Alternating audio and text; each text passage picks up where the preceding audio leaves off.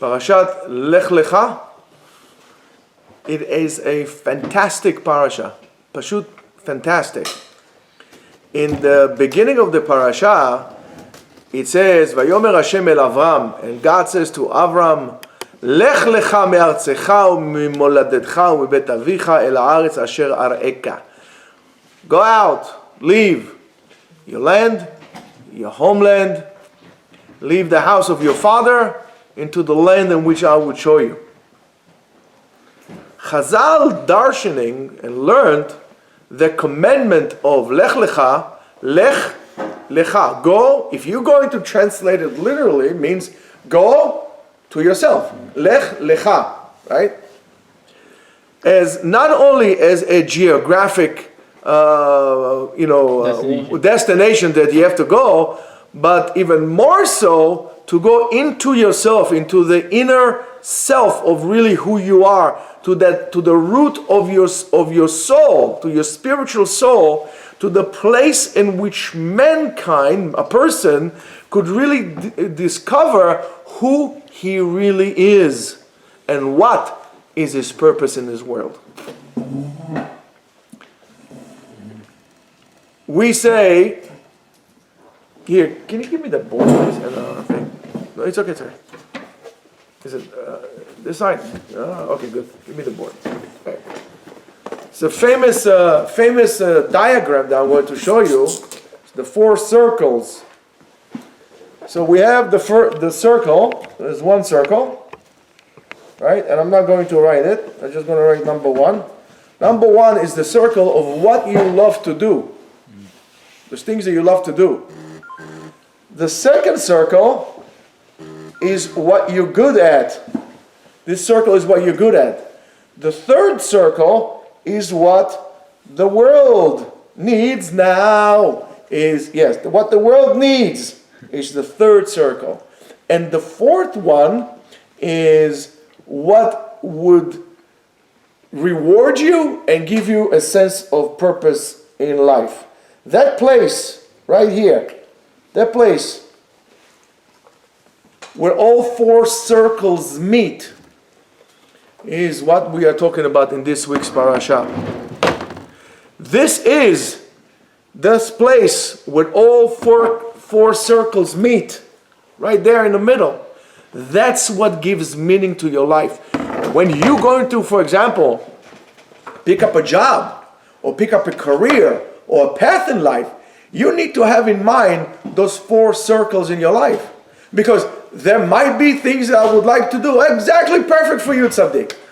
There might be things that might be perfect for you, what you would think is perfect, what you would love to do. But guess what? The world doesn't need. For example, I don't know, let's say you want to be a pharmacist. You love pharmacy. I don't know. The world doesn't need another pharmacist. How do you know what it needs and what it doesn't need? Today you have enough resources to find out what the world needs. Not what you persuade yourself that the world needs. So you see, it's a balance point. Because you might say, the world needs, yes, the world might need, I don't know, what do you think the world needs today? I don't know whatever it needs, right? Let's say, AI technology. You don't like it. You're never going to be good at it. You're never going to be successful. You're going to live life that is not purposeful. For example, let's say you think that you're going to make a lot of money becoming, I don't know what, dentist. Dentist. You're doing it for the money. Guess what? If the world, you might actually like it and you think you're going to make a lot of money. But if the world doesn't need it, you're going to be very frustrated. You need to think exactly what the world needs. In a combination of between what you need, what the world needs, what you like, what will give you purpose in life, and what you're good at. You need to be good at that. If, for example, you're not a person that is good with his hands, if, for example, you never held anything in your hand, any tool, anything like this, you think you're going to become a good dentist? You're going to be better off go drill. If you like drilling, go drill for oil, but not for people's teeth. There's a lot of jobs out there in the world. Yeah.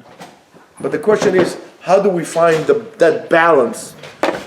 When you're going to reach that point where the four circles meet, that's where you're going to find the true meaning of your life. So is Avraham Avinu. Avraham Avinu was asked to leave everything behind that defined him externally. Defined him externally. Pay attention. He's the land, the homeland, his father's household, and it was demanded to leave that all behind in order to feel really what determines and what describes him internally, really who he is. Only when he's able to release his true identity, his social, spiritual, social, external identity, only then he could really find his true purpose, Avraham Avinu's true purpose. And that purpose was to be a source of blessing to the world. Only then.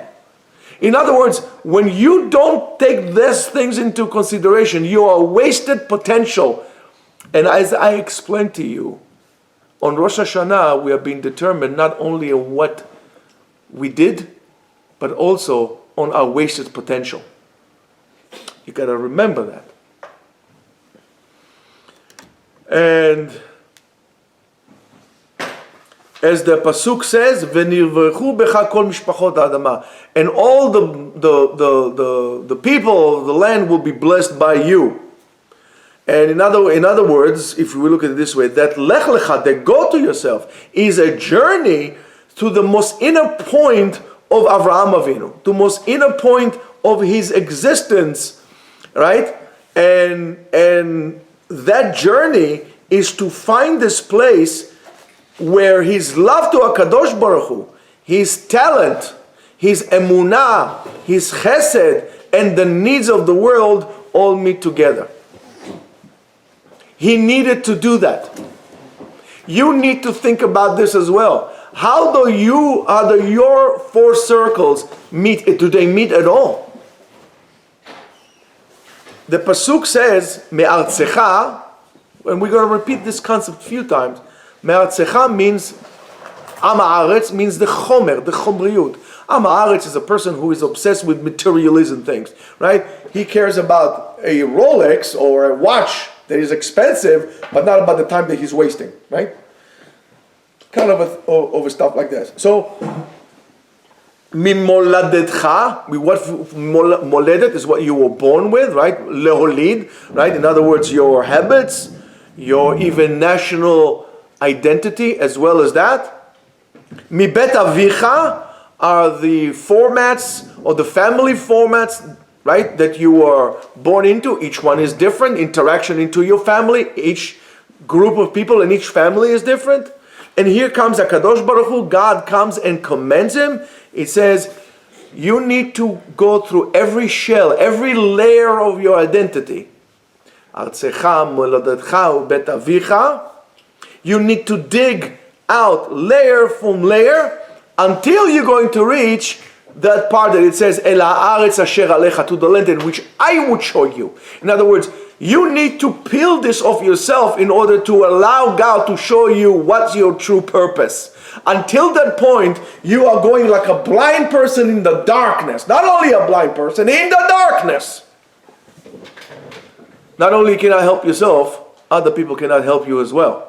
It's in the darkness, because it's all an illusion. And I'm going to explain to you Be'ezrat Hashem soon.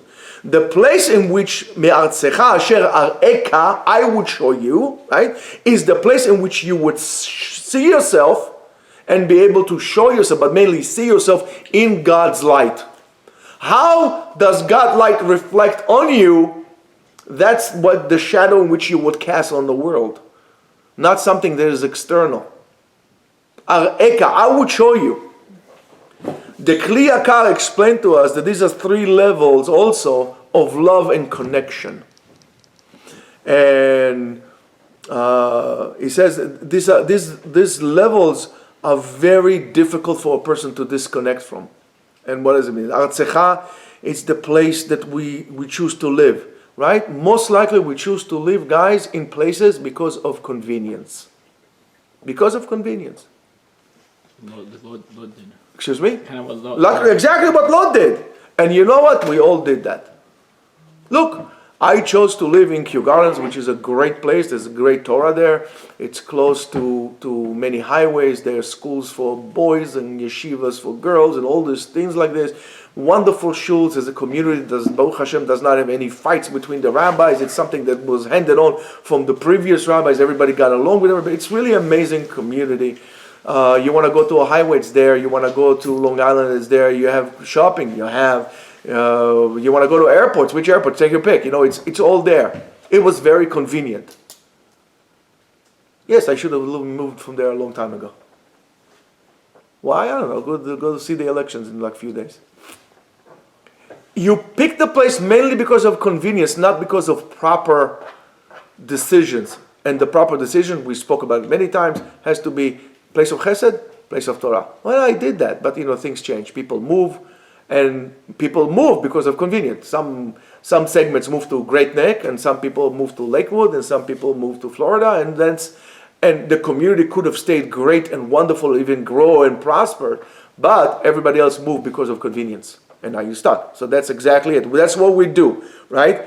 We move to a place also. We choose a place to live because of friends, family, culture, right?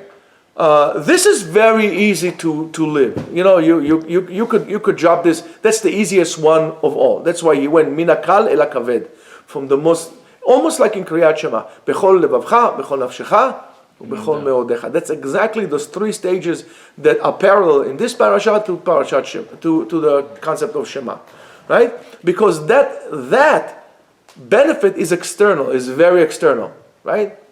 The second one is moladetcha, the place in which you were born and the people you were born into. Here the nefesh, the soul, is more connected, right?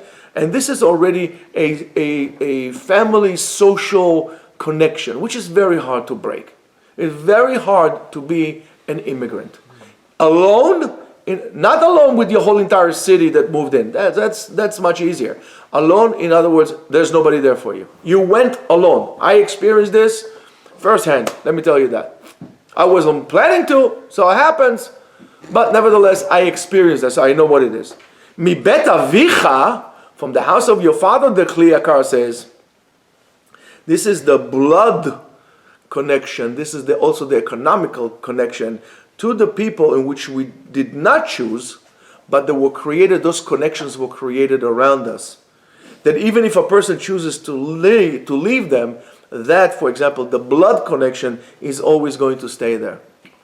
And this is the deepest and most intimate connection that is out there. It is very hard to break from it. This kind of movement that we're saying, away from those three things, right? It's called the endless search for internal emptiness. The place of internal emptiness. In a way, it's our journey to what we call the tzimtzum. As HaKadosh Baruch Hu created the concept of tzimtzum in the world, that Lech Lecha is a personal human tzimtzum concept. And why is this being done? In order to find the true self, the pure self within yourself. Not the images and the illusions and whatever fantasies that were wrapped around you like a cocoon around a silkworm. No, the true self of who you are. The ability to come out of it is similar to the ability of a butterfly to form from a cocoon that it was a worm beforehand. You need to develop this butterfly inside of you to come out to be beautiful. By the way, you should know, I forgot where I read it, or from who I heard it, but this person saw this butterfly, whatever, how do you call this? Not the butterfly, before the butterfly. Caterpillar, yes. Sorry. Tried to come out of it, really struggling. So it helped it out. And then the butterfly went and the butterfly died. Why? Because the strength comes from this difficulty that you have to go to break it. If it's too easy for you, you're not going to be able to fly. And that's the same concept of tshuva. If tshuva is very easy for you, it's not going to last. Tshuva, and we're going to get to this concept. If it's difficult, you're doing the right thing. But don't give up. Don't give up. That difficulty is going to make you stronger. That difficulty is going to make sure it's what's going to last. The same thing, for example, if I'm going to go in and let's say I'm going to go lift weights, right? And I don't know, I'm going to, lift how much is, like, I don't know, 8 pounds, right? That's not heavy. It's like easy, like this. And I'm going to develop anything? Nothing at all. But if I'm going to be able to work out with 30 pounds and like work myself up to 30 pounds, but then I'm working and it's hard and I'm sweating, those muscles are going to stay with me for a long time. That's the way it works, right? Expert, you see? Now, only when Avraham Avinu is able to empty himself from his previous conceptions of what he thought and so on and so forth, only then he's able to become a kli, to become a vessel to really receive and reveal God's will in the world. Only then. But this is not just a search to or call for self-search, but I'm going to tell you even more so, a tremendous lesson in education.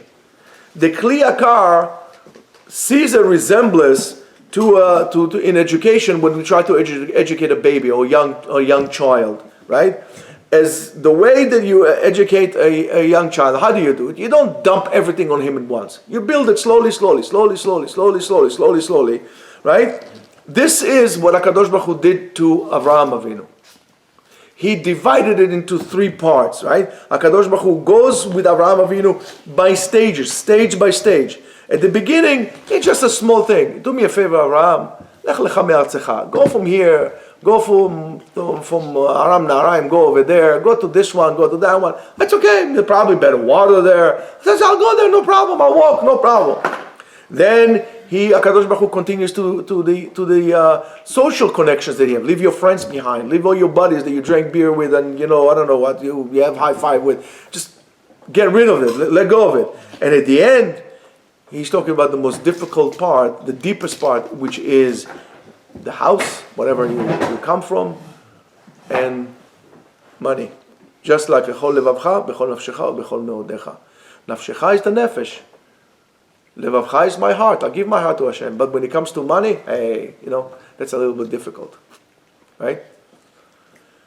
The Torah tells us that when Avraham Avinu refuses to really believe, it's hard for him to believe that the promise that his seed would inherit the land, right? Because at the beginning of his way, Avraham Avinu, where did he grow up? In the house of? Nahor. No. Yeah, but it was by who? Nimrod. And Nimrod was a big astrologist. He was like he knew all the stars and all the celestial moves over there, or whatever's going up there, right? And according to his star map, he saw, hey, you're not gonna have a son. You're not gonna have it. And then what happened? Vayotze oto, right? And he took him out. Who? God took Avraham Avinu out. Where did he take him? He took him outside to see the sky. Yeah, there was no light pollution at the time, but he says to him, look, buddy, look at Shamayim, look up in the skies. Do you see the skies, the stars over there? Can you tell me how many stars are there? This is how many children you're going to have. This is how many, descendants you're going to have. And on that, it says, on the pasuk says, Vayamen bo, he believed in him. Of course, the question is, right? Only then you believed. So the Zohar explains the word Vayatze oto achutza, and he took him out. Right? The first time that this is it's the first time that the ability was given to understand and to see that in our life we are in a way, Rabotai, pay attention, David, pay attention, Israel. We are walking in circles. All our lives we are walking in a circle, and we have the ability, we possess the ability to get out of the circles. Because you said, I did this, and then again I fell, then again I'm in this place, then again I'm stuck. There's a guy who wrote a song at the time in Israel. He said, "Alachti lilmod mikzoa darush v'nachutz." I went to learn a very important and needed skill. Why? Kedei shelo yishaer im halashon bachutz, in order for me not to stay with my tongue out. לפעמים בפנים, בגב ובפרצוף, המרפק הזה, and sometimes I still get it. I still get hit with his elbow in the face, in the back, all over the place. In other words, he didn't make the right decisions. You coming again to the circles. He says, all of a sudden, you're unemployed again. Well, I thought this was going to be good. It's already too late. What everybody else is doing, that's too late for you to do. You got to go somewhere else. Got to do something else. How are you going to find out it? You got to first of all go see what you're really good at, what you really like. Go back to these 4 circles that I just told you. Find that center point, then you're going to do good.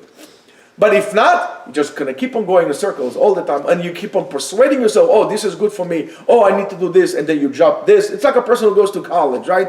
He goes to this major, and then drops this major, and goes to that major, drops this major, goes to here, goes to there. 6 years he's taking his undergraduate. At the end he says, you know what, I'm not graduate, I'm done.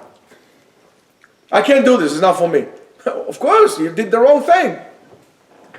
That's what I'm saying. So to go out, when he said to them, how do we go out of the circles? He said, count the stars. Count, sfor, milshon sfera, right? Sfera means a limit. There's a limitation. The sferot are limited, right? Even the chesed, the hod, and so on and so forth. They are limited. They're not expanding to no end. In other words, the way to control so-called the stars and to control your luck is to know that there is a limit to everything. There are boundaries, there's a limit, and the problem is we don't know how to put limits. And by the way, this is also true for our traumas, for our fears, traumas that we had in the past, and fears that we have in the future.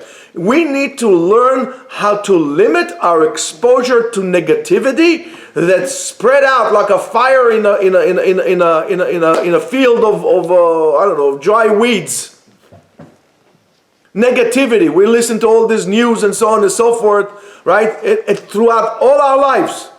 We have to disconnect completely from all the sources that implant fear into us, and we need to limit it. We need to limit it. Listen, in anything in life, and especially today, I see it many times, and I see it more and more with guys here that want to make everything quick. Quick.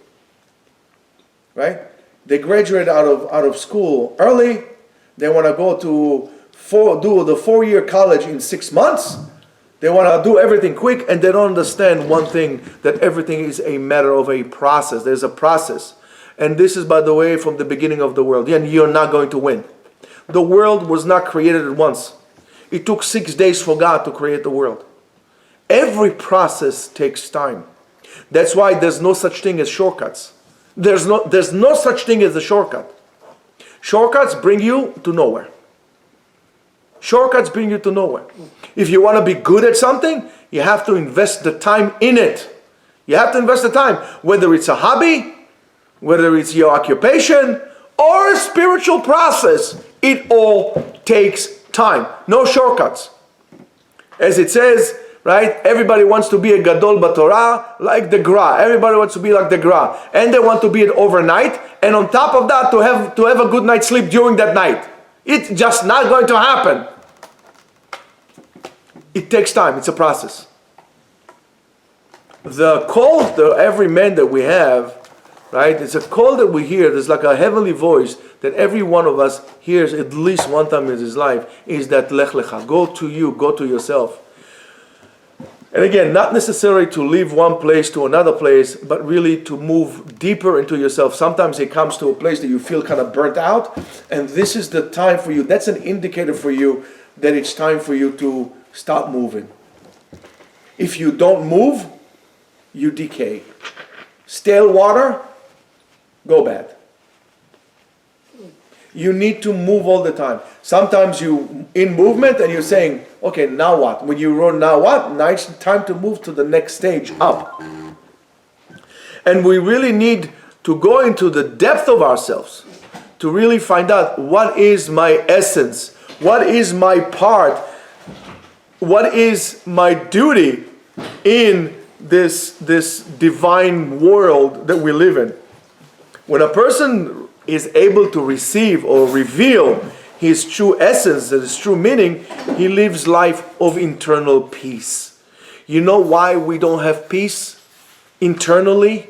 Why we are so torn up? Why we need all these reminders that we are alive, to drive like lunatics, to use drugs, to do all these crazy things. Do you know why? Because we're not in internal peace.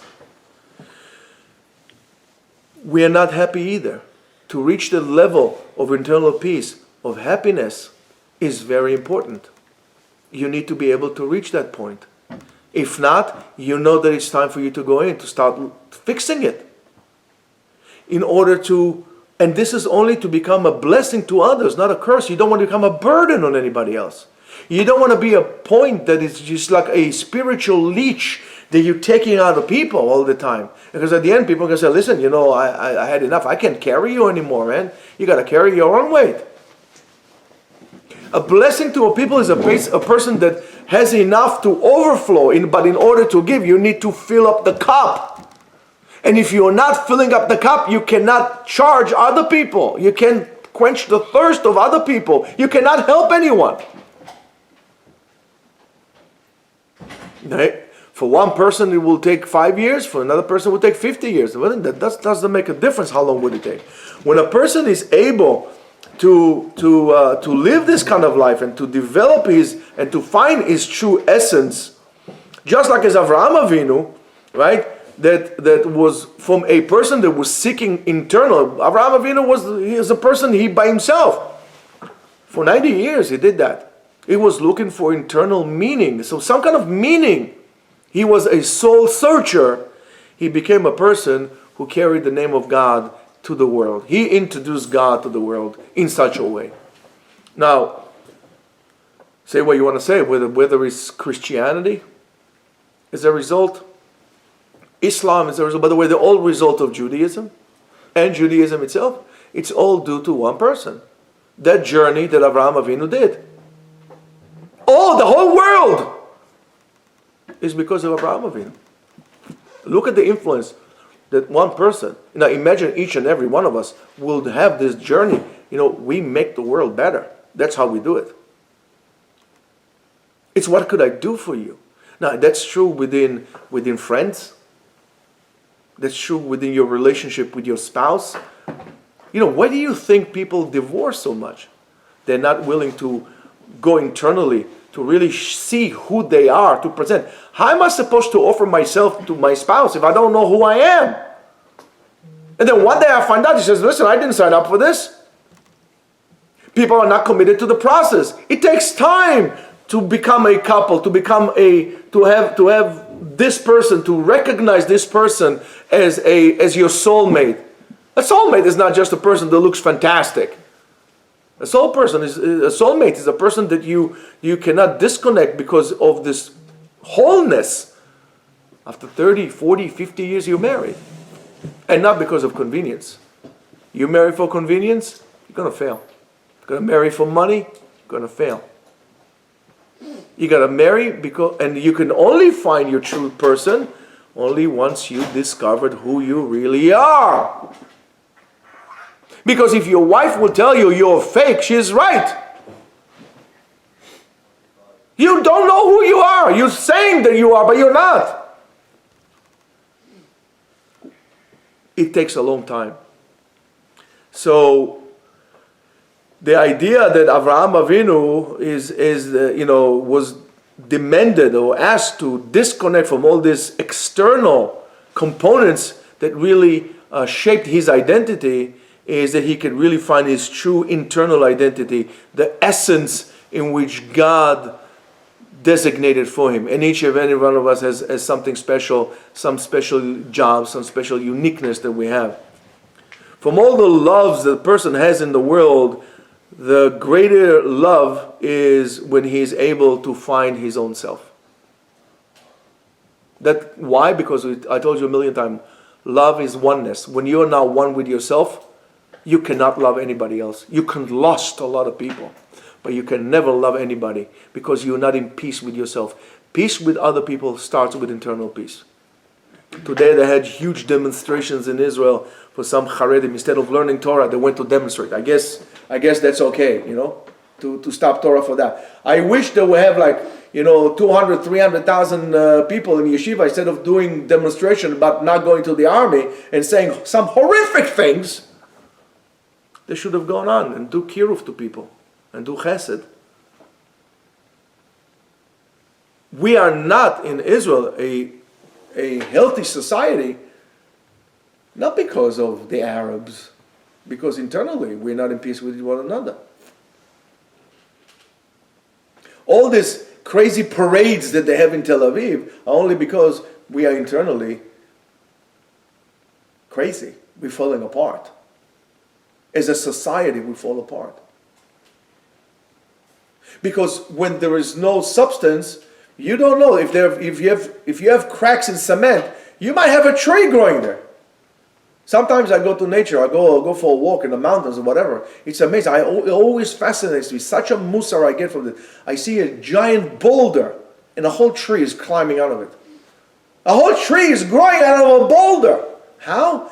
Because there was a little microscopic crack there that the seed was able to go, and then it grows, and all of a sudden, one day it cracks the tree in half. There is in Ossining Falls in Minnewaska, there is a place that I always go and I tell everybody the Musa that you see a tree that simply cracked a stone in half. Cracked it. That's how we are as a society. All of a sudden you have this thing, a massive thing growing inside of you, but you're already apart. That's true as a society, and it's true as a person as well. And this is the only way in which a person could turn a person that it says Matzati levavo ne'eman, right? I found his heart loyal, right? As HaKadosh Baruch Hu wanted him. That's the only way to do so. That level is a sign for us, or indicator for us, to really be able to look at all processes that occur to us in life and how we actually go through the process of changing our lives.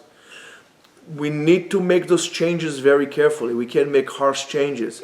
We have to remember the soul, and we have to start with the root of it, with like a little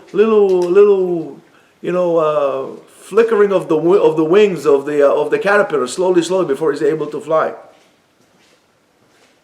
We shouldn't really care about, we care so much about what people think about us. I'm not sure who said it. If I'm not mistaken, that idea exists, if I'm not mistaken, within the meditations of Marcus Aurelius. You shouldn't really say, he said you shouldn't really care for the clap of the people, something like that. In other words, you don't really care what the people think about you, or what they think about what you do. What you should be concerned about is the quality of what is that you do. How good do you do what you do? The same thing goes to Avodat Hashem. You don't care, but people will say, oh wow, you look at Tzaddik. How truthful is your Avodat Hashem? How truthful you do the mitzvot? What's the quality of Avodat Hashem? Your true reward, what really counts is the true quality of your effort and your work. That's what we need to remember. That's what we need to pay attention, not to anything else. And when this whole thing is clear to you, when the target or the goal is clear, the road opens up by itself, and therefore every step that you make will count and will be counted for. Every step that you'll make will be a mitzvah. But this is a special spiritual parasha. You don't need to go to Tibet or to sit in a monastery to become spiritual.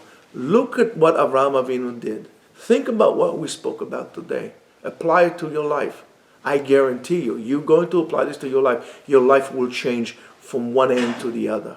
You're going to be on a total track of life. Your life will look different for you, regardless of who's going to be mayor. Commit to this. Start slow. Don't jump. Apply everything that you know in life. For example, let's say I want to go to the gym, and I'm not going to start pumping 300 pounds. Pushing. I'm not going to be able to bench it. I'm not going to be able to do it. And if I do, it'll fall on my neck. I don't know. I'll start with 50 pounds. I don't care. You think I'm a wimp from doing 50 pounds? Okay, that's not a problem. Well, come to me after a year. We'll see what's the story. What's the difference between you and me? You left at me. I was left in the place. But there are no shortcuts. You want to learn Gemara? Not a problem. Sit down and learn. Commit to the fact that you don't know. It's okay not to know. Learn how to learn. Sit down and learn. It's not a problem. Why are you embarrassed to say, I don't know how to learn Gemara, but you're not embarrassed to say, I don't know how to put sheetrock? Oh, I'll show you how to put sheetrock. Okay, come, I'll show you how to learn Gemara. But you need to understand that only that will give you a purpose in life. Life without purpose is not worthy to be called life. Shabbat Shalom. Shabbat shalom.